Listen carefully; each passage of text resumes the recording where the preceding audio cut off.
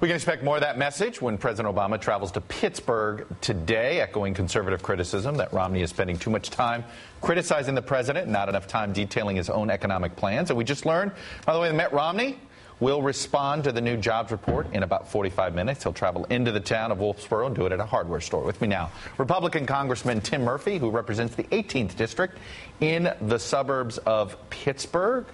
Good morning, Congressman. Thanks for coming on. Good morning. Great to be with you. So when we talk about these voters in western Pennsylvania and northeast Ohio, it seems to be the, quote, swing voter of this election. And you look at these folks, and they seem to be disappointed in the president, and they feel disconnected from Mitt Romney. Is that a fair assessment? No, I don't think it is. Look, the issue is that the president's job numbers are abysmal, and they've been so since he's been in office. These 8.2% numbers, talking about 20-plus million are unemployed or underemployed, are a serious problem. And out here in southwestern Pennsylvania, clearly attaching that to the president's anti-coal, anti-natural gas, anti-nuclear policies are of grave concern. When you hear about coal mines closing in West Virginia, Kentucky, slowdowns in Pennsylvania, those are serious problems. We have a county. Well, wait a minute. Let me stop you there. You call him anti-coal. He voted pretty pro-coal when he was in the Senate. He gave a license to the first nuclear power plant in a long time. I mean, this is sort of different from other Democrats. His EPA policies as President of the United States have been ones that have been leading to closing coal-fired power plants, which in turn are going to lead to people seeing their energy bill going up $300 to $400 per year. On top of that is anti-drilling policies. We've seen people who their gasoline costs since his day of inauguration have gone up $2,500 to $3,000 per year. You see the increases in their health care plans going up, according to the Kaiser Foundation, $1,800 to $2,000 per year since the health care bill has been passed. These are serious concerns. And you ask me what is on the mind of southwestern Pennsylvanians. They're not concerned what he did as a senator and all the missed votes he had. They're concerned about what he's doing as president, and those policies are of grave concern to the people out here. Now, some of this has to do, and you hear the president argue that some of these things take time, but I want to play you a clip of something Governor Romney said about the jobs picture back in 2006 in Massachusetts and get you to respond on the other side. Here's what he said.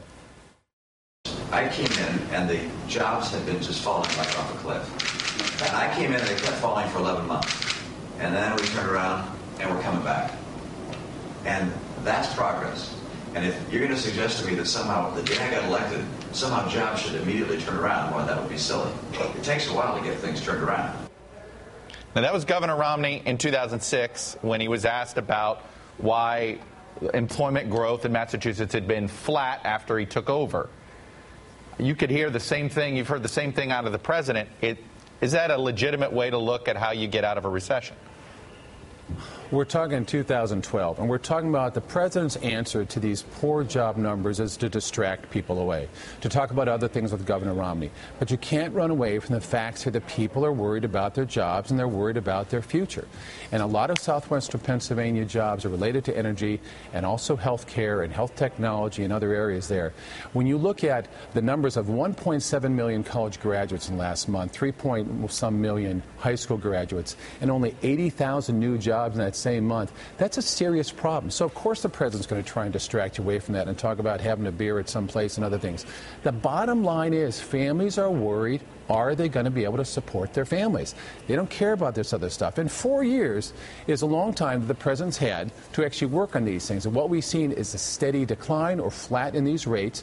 And we've seen policies that have come through that have ended up hurting job growth. It's estimated that the policies, the anti-coal policy, is going to cost between 160 and 200,000 jobs per year as this gets going.